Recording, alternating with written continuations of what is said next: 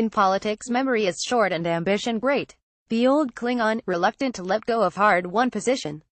The young are impatient to make their mark. With the call for renewal of policy comes pressure to promote the next generation.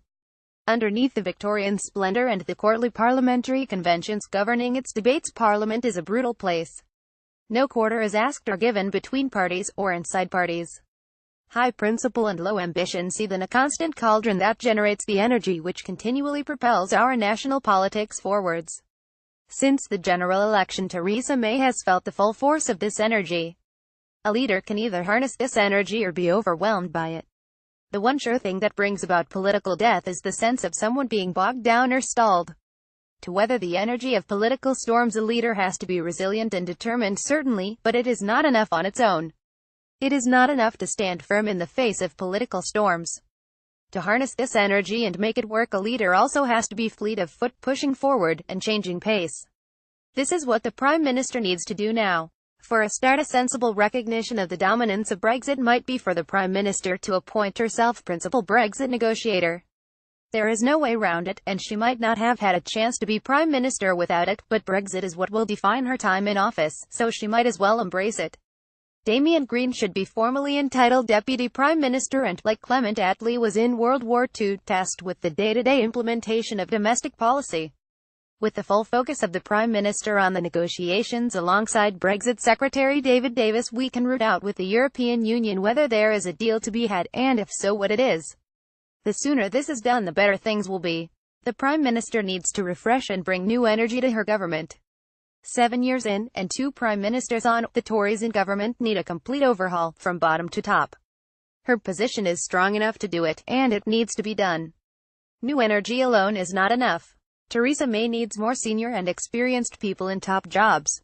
This requires bold thinking. Former Prime Minister David Cameron should be asked to be Foreign Secretary in the Lords, an offer he should accept. Honorably and sensibly, he resigned in the wake of the referendum defeat. As a former Prime Minister, he still carries authority. He is far too young to have given up frontline politics, and is not old enough to be a convincing elder statesman yet. Samantha Cameron is wealthy and successful, so there is no pressure on him to earn money immediately. The next edition of his memoirs would be enhanced by the final chapter not having to be about defeat at the hands of Boris Johnson and Nigel Farage. A stint as Foreign Secretary would serve his country and his party well. His presence would put some serious weight back at the top end of the cabinet. Similarly, the jobs of Leader of the Commons and the Lords, and the role of Chief Whip in both houses need refreshing. It would be ideal if William Hague could be persuaded to do a stint as Leader of the Lords. He too is far too young to have retired. His presence would also add much-needed experience and weight at the top of government. Failing this, George Young would be a heavyweight Leader of the Lords. Chief Whip Gavin Williamson has earned a department. The Commons needs an authoritative leader. Senior and experienced people are needed in both positions. Party Chairman Patrick McLaughlin has done his tour of duty in what is nearly always a thankless task. He has shouldered much unfair criticism and he would be pleased to move on. Brandon Lewis should succeed him. Amber Rudd should be Chancellor, Boris moved to Home Secretary, Philip Hammond elsewhere, and Jeremy Hunt to Defence. David Lidington is doing a fine and important job of sorting out justice. Renewal must take place too in conservative policies. Little sign of fresh thinking is evident so far, despite much noise being made about it. Policies start with values, strong decent values. Concern for the poor, disadvantaged, weak and vulnerable is perfectly consistent with championing wealth creation, enterprise, and business. Family values has become a dread phrase for the Tory party, but the family in whatever form it may be found should be once again a cornerstone of conservative concern. Supporting hard-working and/or struggling people who are trying to do their best should be encouraged. The Tory party and the government needs to rediscover the language of values. From good values should flow good policy. No one has done more to flag up the problems younger voters now face than David Willetts, who first identified many of the issues about the intergenerational divide in his book published in 2010, The Pinch.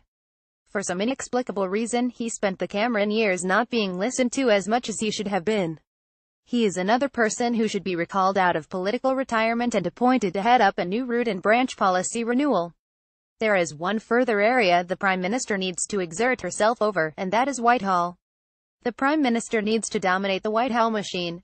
The Cabinet Office, the very center of the Whitehall machine, can make or break a premiership.